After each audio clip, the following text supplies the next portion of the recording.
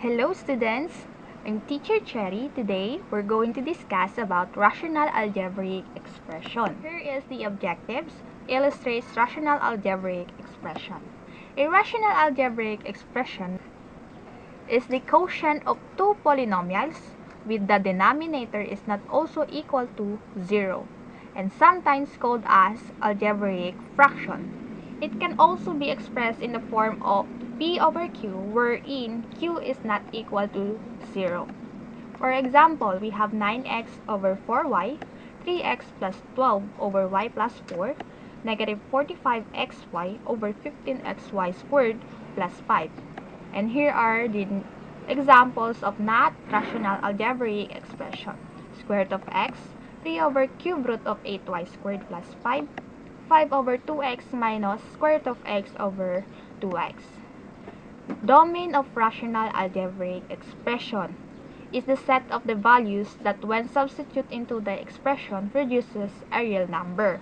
Therefore, the domain of a rational expression must exclude the values that make the denominator 0. A rational expression is undefined when the denominator is equal to 0. And here are the steps to find the values that make a rational expression undefined. Step 1. Set the denominator equal to 0. Step 2. Solve the resulting equation. Step 3. Find the domain. Domain is equal to sets of all real numbers except the resulting equation in step 2. For example, I have here, find the domain of the following. 5x plus 10 over x plus 2, number 1. Number 2, we have x plus 3 over x squared minus 9. Number 3, we have 5 over x squared plus 4x plus 4. For number 1, we have the given 5x plus 10 over x plus 2. So step 1, set the denominator equal to 0. Here, in the given, x plus 2 is the denominator. Then, equate natin kay 0. Step 2, solve the resulting equation. Since we have x plus 2 is equal to 0, apply additive inverse or transpose to get x is equal to negative 2. Find the domain. Step 3. Domain is equal to set of all real numbers except the resulting equation in step 2. Ano yung sagot natin? Ano yung x natin doon? Negative 2. Except negative 2. Next, given x plus 3 over x squared minus 9. Step 1, set the denominator equal to 0. Our denominator here is x squared minus 9 is equal to 0. Step 2, solve the resulting equation. Since x squared minus 9 is an example of factoring difference of two squares, we're going to get the factors of x squared minus 9. So we have x plus 3 times the quantity x minus 3. Then again, solve the resulting equation, apply additive inverse or transpose. So we have x is equal to negative 3 and positive 3. So step 3, the domain is set of all real numbers except 3 and negative 3. Number 3, given, is equal to 5 over x squared plus 4x plus 4. Step 1, set the denominator equal to 0. So our denominator here is x squared plus 4x plus 4 is equal to 0. Since the denominator is an example of perfect square trinomial because the first term and the last term is a perfect square, so dadako tayo sa step 2, solve the resulting equation, get the factors of x squared plus 4x plus 4 is equal to the quantity x plus 2 times quantity x plus 2 is equal to 0. Then solve the resulting equation. So we have the domain set of all real numbers except negative 2. Next, practice exercises. The direction, find the domain of the following.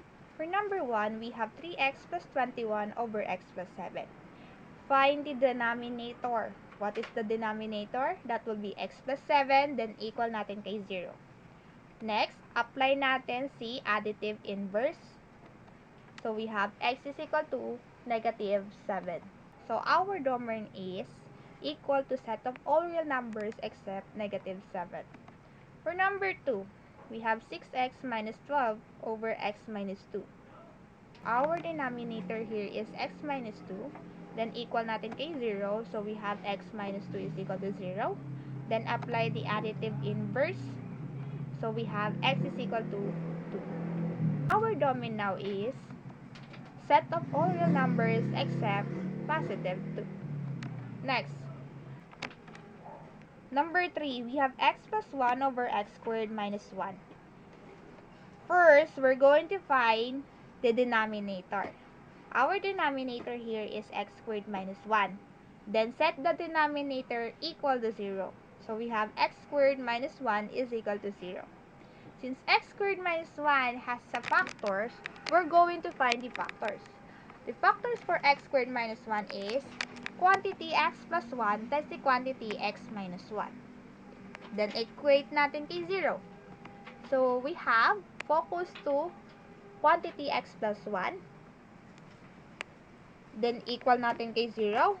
Apply additive inverse. So we have x is equal to negative 1. Then focus naman tayo sa other factors ni x squared minus 1. That will be x minus 1 is equal to 0.